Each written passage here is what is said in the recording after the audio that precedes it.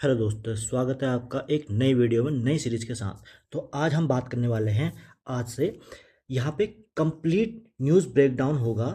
किसके लिए? UPSC and state PCS mains के लिए। यहाँ पे आज हम देख रहे हैं 6 अप्रैल का द हिंदू के न्यूज़ एडिटोरियल के। तो चलिए करते हैं क्लास स्टार्ट। दोस्तों, आज की सबसे पहली जो खबर है वो है शांति अधिनियम 2025 की।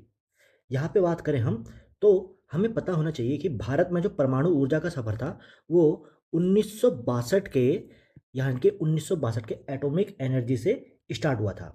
उस समय क्या था, यहाँ पे सेफ्टी के कारण यहाँ पे पूरा जो कंट्रोल था वो सरकार के अंदर था। लेकिन अब 63 साल बाद यहाँ पे पुराने कानून को बदलकर, यानी कि पुराने कानून को बदलकर प्राइवेट क्षेत्र के लिए यहाँ पे दरवाजे खोल दिए हैं, यानी कि private sector ownership operation allowed यहाँ पे हो चुके हैं।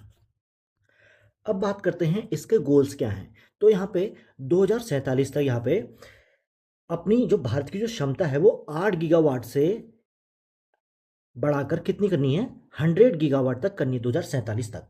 और ये बात करें इसकी, तो ये सिर्फ एक लॉ नहीं है, ये एक कानून नहीं है, बल्कि क्या है, भारत की जो 2070 का गोल है नेट जीरो एमिशन, कार्बन का नेट जीरो एमिशन, उसके ये रीढ़ की हड्डी है मानी जा रही है। आप यहाँ पे ये एडिटोरियल पढ़ सकते हैं, ये पेज नंबर 6 से है आज का, यानी कि 6 अप्रैल का, जिसका सिलेबस क्या है इसमें, science tech and infra and energy security, GS third का ये पोर्शन है। अब यहाँ पे बात करेंगे तो मुख्य जो प्रावधान और फायदे हैं इनकी हम बात करते हैं।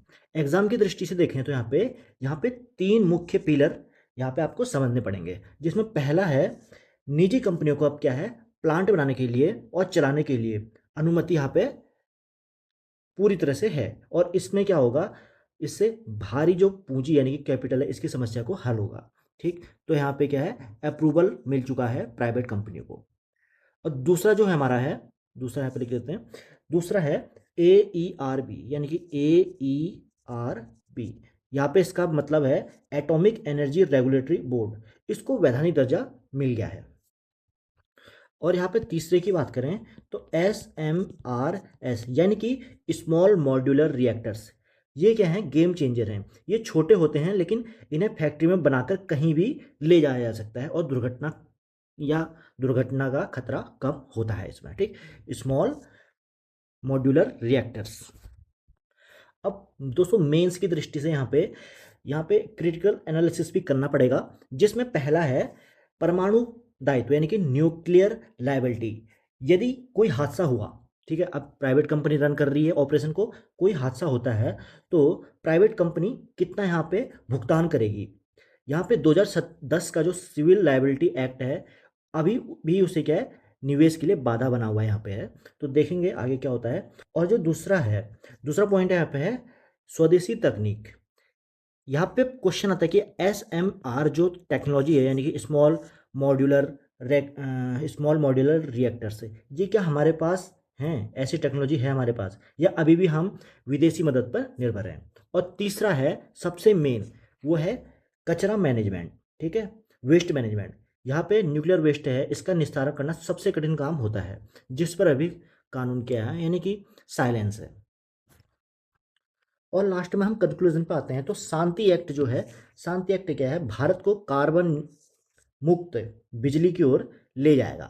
सरकार को अब क्या करना चाहिए, यहाँ पे पब्लिक प्राइवेट और पार्टनरशिप PPP जो ये मॉडल है, इसके लिए एक पारदर्शी नीति, यहाँ पे ट्रांसपेरेंसी पॉलिसी यहाँ पे लानी होगी। दोस्तों, अगली न्यूज है WTO से। यहाँ पे देखने को मिलता है जो अफ्रीका के कैमरून है, ठीक है, कैमरून में यहाँ पे वर्ल्ड ट्रेड ऑर्गेनाइजेशन की जो मीटिंग है, 14वीं मीटिंग जो थी, वो बिना किसी समझौते के ख़त्म हो गई, यानी कि मतलब कि निरस्त हो गई। अब ऐसा क्यों हुआ, ये क्या अब ये जो है ग्लोबल ट्रेड ऑर्डर है, इसके बिखरने के संकेत हैं। यहाँ पे हम देखेंगे, इसकी पूरी में चर्चा करेंगे। जो वर्ल्ड ट्रेड ऑर्गेनाइजेशन है वो पूरी दुनिया में व्यापार के नियम बनाता है और आज अपने अस्तित्व की लड़ाई लड़ रहा है। क्यों, आखिर ऐसा क्यों हो रहा है? क्योंकि यहाँ पर हमें ये देखने को मिलता है कि अमीर और गरीब देशों के बीच की खाई है जो अब वो और ज़्यादा चौड़ी हो रही है। तो देखेंगे इसका देखते हैं, विश्लेषण करते हैं। सबसे पहले हम बात करेंगे डिजिटल व्यापार और सीमा शुल्क ई कॉमर्स की। तो यहाँ पे सबसे बड़ा मुद्दा था इलेक्ट्रॉनिक कॉमर्स पर टैरिफ। 1998 से एक नियम था कि डिजिटल सामान जैसे कि नेटफ्लिक्स का सब्सक्रिप्शन हो या ई बुक्स हो या सॉफ्टवेयर हो, इस पर कोई भी देश सीमा शुल्क यानी कि कस्टम ड्यूटी नहीं लगाएगा। ठीक है, कस्टम ड्यूटी यहाँ पे लगने लगती थी, लेकिन अब ये रोक हट गई है। ओके, अब इसमें देखें भारत का तर्क क्या है ना, इंडिया का स्टैंड क्या है यहाँ पे। तो इंडिया कहता है, इंडिया और दक्षिण अफ्रीका दोनों का स्टैंड ऐसा है कि ये कहते हैं कि इससे क्या हो रहा है, विकसित देशों की जो टेक कंपनियां होती है यानी कि जो डेवलप्ड कंट्री होते हैं वहाँ की जो टेक कंपनियां, उनको यहाँ पे प्रॉफिट होता है, और जो विकासशील देश हैं वहाँ पे देशों के करोड़ों का जो राजस्व रेवेन्यू है वो घाटा होता है इसमें। अब भारत के पास अधिकार है कि वो इन डिजिटल ट्रांजेक्शन पर टैक्स लगा सके, जो हमारे डिजिटल संप्रभुता के लिए जरूरी भी है। यहाँ पर sovereign nation authorise to impose tariffs on digital trade. Okay, अब देखेंगे यहाँ पे आईएफडी यानी कि जो इन्वेस्टमेंट फैसिलेशन फॉर डेवलपमेंट, यहाँ पे समझौता और भारत का विरोध की हम बात करें तो एग्जाम लॉजिक से यहाँ पे आपसे एग्जाम में पूछा जा सकता है कि भारत ने जो निवेश की जो सुविधा है आईएफडी समझौते पर, इसमें विरोध क्यों किया। तो इसका पहला आंसर है कि ये क्या है, चीन का समर्थित एजेंडा है। दूसरा यह है कि भारत का कहना है कि वर्ल्ड ट्रेड ऑर्गेनाइजेशन एक बहुपक्षीय संस्था है, यहाँ पे क्या है, फैसले सबकी सहमति से होने चाहिए, ना कि कुछ देशों के गुट द्वारा। अब इस पूरे टॉपिक का जो निष्कर्ष कंक्लूजन है ये है कि वर्ल्ड ट्रेड ऑर्गेनाइजेशन की जो विफलता है उससे एक पक्षवाद यानी कि यूनिलैटरलिज्म बढ़ेगा और देश अलग अलग गुट बनकर व्यापार करने लगेंगे। अब बात करते हैं दोस्तों अगली न्यूज से, जहां पे प्रधानमंत्री ने घोषणा की है कि 2029 तक के इलेक्शन से 29 तक से क्या होगा, 33% जो रिजर्वेशन है वुमेन्स का वो इफेक्टिव हो जाएगा यानी कि लागू हो जाएगा। सुनने में तो ये काफ़ी सुखद लगता है, लेकिन इसके साथ जुड़ा है परिसीमन यानी कि डेलिमिटेशन का जिन्न। मतलब कि क्या होता है, डेलिमिटेशन क्या होता है, ये जनसंख्या के आधार पर सीटों का बंटवारा होता है। यहाँ मुद्दा सीधे क्या है, जीएस के सेकंड जीएस के सेकंड पेपर से है, जिसमें पॉलिटी पार्लियामेंट एंड फेडरलिज्म की यहाँ पे बात होती है। दोस्तों यहाँ पे बात करेंगे विवाद की जड़ कहाँ पे है। तो विवाद की जड़ है कि यहाँ पे जो दक्षिण भारत के जो लोग हैं, या दक्षिण भारत के जो लोग नहीं, दक्षिण भारत के जो राज्य हैं जैसे कि केरल तमिलनाडु, उन्होंने 1970 के दशक से परिवार नियोजन को सख्ती से लागू किया है यहाँ पे। ठीक, परिवार नियोजन में सख्ती से लागू किया है। वहीं क्या है, उत्तर भारत यानी कि जैसे यूपी हो गया, बिहार हो गया, यहाँ पे जनसंख्या तेजी से बढ़ी है। आप सभी को पता ही है कहाँ पे जनसंख्या पॉपुलेशन ज़्यादा है। तो यहाँ पे अगर आज जनसंख्या के आधार पर सीटें बढ़ेंगी तो उत्तर भारत की जो सीट है, नॉर्थ अमेरिका नहीं, नॉर्थ इंडिया की जो सीटें हैं वो ऑटोमेटिकली बढ़ जाएंगी, क्योंकि डेलिमिटेशन के अकॉर्डिंग क्या होता है, जहाँ पे जनसंख्या होती है ज़्यादा वहाँ से सीटें ज़्यादा बढ़ने के चांसेस होते हैं। और दक्षिण भारत की राजनीति की जो पॉपुलेशन पॉलिटिक्स की जो ताकत है वो ऑटोमेटिकली कम हो जाएंगी, क्योंकि वहाँ से सीटें कम निकलेंगी। तो यहाँ पे उन राज्यों के लिए सफलता यानी कि जो ये परिवार नियोजन वाली सफलता है, ये सजा जैसा है जिन्होंने विकास किया है। अब बात करें दोस्तों तो यहाँ पे सरकार का तर्क है कि लोकतंत्र में एक व्यक्ति एक वोट का मूल्य समान होना चाहिए, यानी कि एक पर्सन और एक वोट ये इक्वल होना चाहिए, सही बात है। लेकिन इसका सॉल्यूशन क्या है, तो इसमें पहला जो सॉल्यूशन है वो है फाइनेंस कमीशन यानी कि वित्त आयोग। इसके जरिए दक्षिण भारतीयों राज्यों को आर्थिक पुरस्कार यहाँ पे देना पड़ेगा। दूसरा जो इसमें सेकंड जो इसका सॉल्यूशन है वो है राज्यसभा की शक्तियों को बढ़ाना होगा, ताकि राज्यों के अधिकारों की रक्षा यहाँ पे हो सके। और एग्जाम की दृष्टि से यहाँ पे देखें तो आपको 84वें संविधान संशोधन और इसमें जो अनुच्छेद है इसको 82 अनुच्छेद को यहाँ पे कोटेशन यहाँ पे को मतलब कि दिखाना होगा। ठीक है, अगली न्यूज है स्ट्रेट ऑफ हॉर्मुज से। यहाँ पे थ्रेट क्या है, देखो आप सभी को पता है ये जो पतला सा रास्ता है 33 किलोमीटर चौड़ा रास्ता है, यहाँ पे ये भारत के लिए ये कोई रास्ता नहीं है, ये भारत के लिए रंगों पे मतलब कि हमारे जो मेन लैंड कुछ भी कह लो इसको, ठीक है, मेन है मतलब भारत के लिए, क्योंकि यहाँ पे क्या होता है ना 60% का जो है ऑयल क्या होता है यहीं से ट्रांसपोर्ट होता है। ईरान और इसराइल के बीच में बढ़ता जो तनाव है, इस तनाव के चक्कर में यहाँ पे जो ये चोक पॉइंट है इसको खतरे में डाल रखा है। आप सभी को पता आजकल यही चल रहा है न्यूज़ में। अब देखो दोस्तों, यहाँ पे भारत का जवाब क्या मिला कि भारत ने क्या किया, रुपया वस्तु विनिमय यानी कि बार्टर सिस्टम, बार्टर मैकेनिज्म है। ठीक है, बार्टर सिस्टम आप जानते होंगे, पहले जब रुपया यानी कि उतना वो पॉपुलर नहीं था तो उस टाइम पे बार्टर सिस्टम यानी कि चावल के बदले, जैसे हमें सब्जी चाहिए और हमारे पास अनाज है, तो हम क्या करते थे, चावल के बदले हम कुछ सब्जी ले लेते थे, तो इसको बार्टर सिस्टम बोलते हैं, सभी को पता है। तो यहाँ पे देखेंगे, जब अमेरिका ईरान पर प्रतिबंध लगाता है तो हम क्या करते हैं, डॉलर में व्यापार नहीं करते हैं। और यहीं पे एक क्वेश्चन महत्वपूर्ण है कि यहाँ पे रुपया और रियाल मैकेनिज्म यहाँ पे को समझा सकते हैं। और इसी में देखते हैं, भारत ने प्रस्ताव दिया है कि हम क्या करेंगे, बासमती चावल, ठीक है, इंडियन बासमती चावल का क्या करेंगे, और चाय देंगे, ठीक, और उसी के बदले में तेल लेंगे, ठीक, ईरानियन क्रूड ऑयल यहाँ पे इंपोर्ट करेंगे, एक्सपोर्ट करेंगे इंडियन बासमती राइस और चाय। अब इससे होता क्या है ना, इससे हमारा ना केवल ऊर्जा यानी कि एनर्जी सिक्योरिटी सुनिश्चित करता है, बल्कि भारतीय मुद्रा यानी कि इंडियन रुपीस के अंतर्राष्ट्रीयकरण को भी बढ़ावा यहाँ पे मिलता है। अब इस टॉपिक का जो कंक्लूजन है, यहाँ पे देखें तो सुरक्षा का क्या होता है, यहाँ पे जो ये वाली इस एरिया में सुरक्षा है, यहाँ पे क्या है, तो यहाँ पे भारत को अपनी नौसेनाओं को यहाँ पे प्रभाव, नौसेना का जो इंडियन नेवी का है वो यहाँ पे इफेक्ट आपको बढ़ाना होगा, ताकि हमारे जो यहाँ पे जहाँ जो भी चीज़ यहाँ पे सामान टैंकरों से वो सुरक्षित रह सके। अब जो अगली न्यूज़ है वो है इलास्टिक रूल्स यानी कि the flexibility flaw in extended producer responsibility यानी कि EPR। दोस्तों, आपने कभी सोचा है, जो हम चिप्स के पैकेट खाते हैं या फेंक देते, चिप्स के पैकेट नहीं खाते हैं, चिप्स खाते हैं और उसका पैकेट हम ऐसे ही यूं ही फेंक देते हैं, तो उसकी वो जिम्मेदारी किसकी है, यही आता है, यहीं पे काम आता है EPR यानी कि एक्सटेंडेड प्रोड्यूसर रिस्पॉन्सिबिलिटी, यानी कि विस्तारक, हिंदी में लिख देते हैं विस्तारित, विस्तारित उत्पादक उत्तरदायित्व, यानी कि ये जो 2026 के नए नियम बने हैं प्लास्टिक वेस्ट मैनेजमेंट रूल्स के, यहाँ पे mandatory recycled content in rigid packaging, यानी कि अपनी जो कंपनियां जो हैं वो सिर्फ कचरा उठाएंगे नहीं, बल्कि क्या करेंगे, उनका टारगेट स्केल होगा 60% बाय 2028-29 तक। क्या होगा उसमें 60% क्या होगा, पुराना रिसाइकल्ड प्लास्टिक यहाँ पे इस्तेमाल करना होगा। अब यहाँ पे बात करते हैं लूप होल्स की। लूप होल्स की बात करें तो पॉलिसी गैप से यहाँ पे फर्स्ट जो है, इसमें नोट करना आप पहला, लचीलापन या कमजोरी, ठीक है, तो वहाँ पे अगर कंपनी अपना टारगेट पूरा नहीं कर पाती है तो उन्हें 3 साल तक उनको टाल सकती है। ये नियम को दांत विहीन यानी कि टूथलेस बनाना हो गया। मान लो अब 60% का टारगेट पूरा नहीं कर पा रही कंपनी, यानी कि रिसाइकल्ड जो प्लास्टिक होगा उसको 60% तक नहीं बना पा रही है, तो क्या होगा, कंपनी को क्या कर देंगे, एक्सटेंड कर देंगे 3 साल तक का। अब ये तो क्या हो गया ना, लचीलापन या कमजोर, जो आपने लॉ बना रखा है उसको ही क्या है, कमजोर बनाना हो गया, है नहीं है।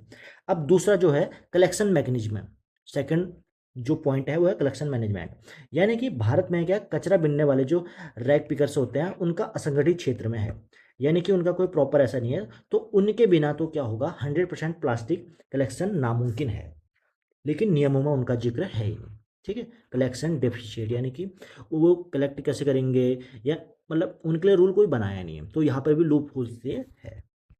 अब इस पूरे जो टॉपिक है इसका कंक्लूजन क्या है, समाधान क्या है इसका, EPR का समाधान, तो यहाँ पे चक्रीय अर्थव्यवस्था यानी कि सर्कुलर इकोनॉमी की ओर हमें यहाँ पे बात करनी होगी, जिसमें हमें यूज एंड थ्रो पे काम नहीं करना होगा।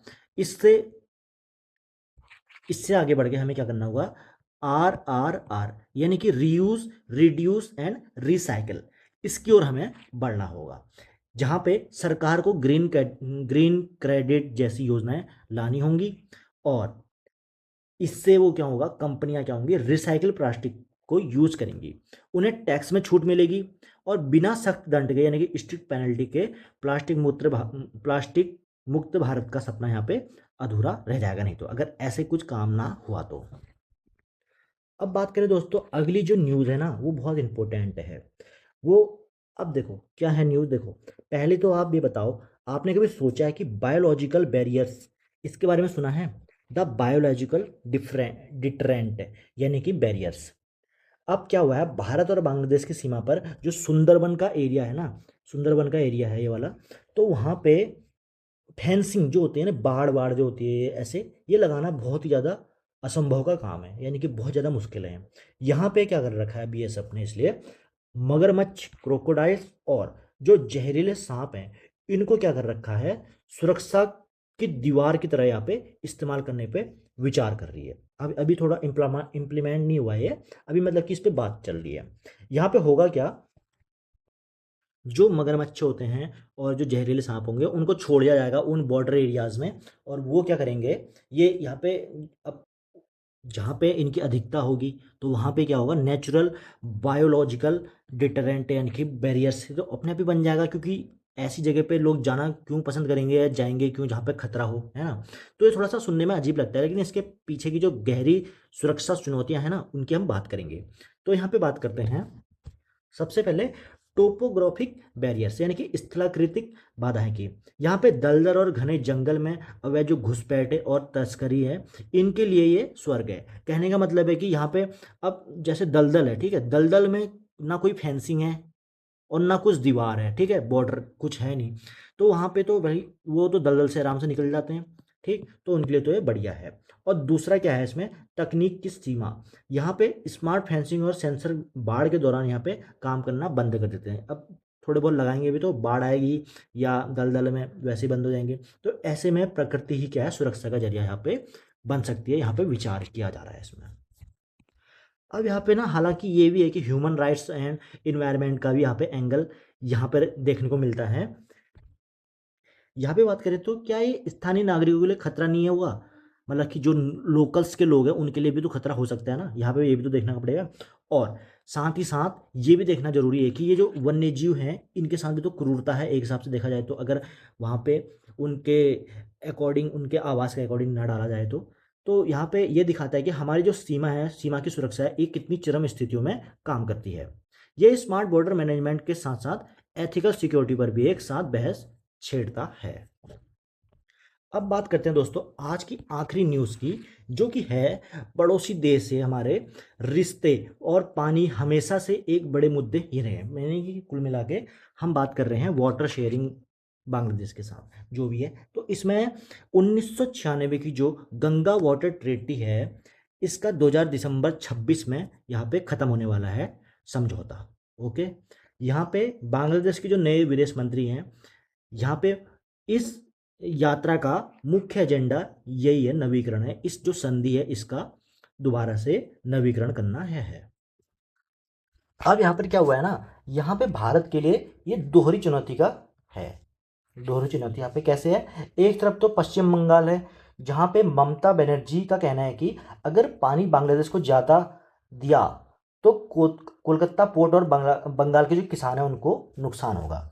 और 2000 दूसरा जो एंगल है वो है दूसरी तरफ 2024 में जो शेख हसीना सरकार है, इसके जाने के बाद बांग्लादेश में भारत विरोधी भावनाएं ना पनपे, इसके लिए पानी का न्यायपूर्ण बंटवारा यहाँ पे जरूरी है। तो दोनों एंगल यहाँ पे है देखने को।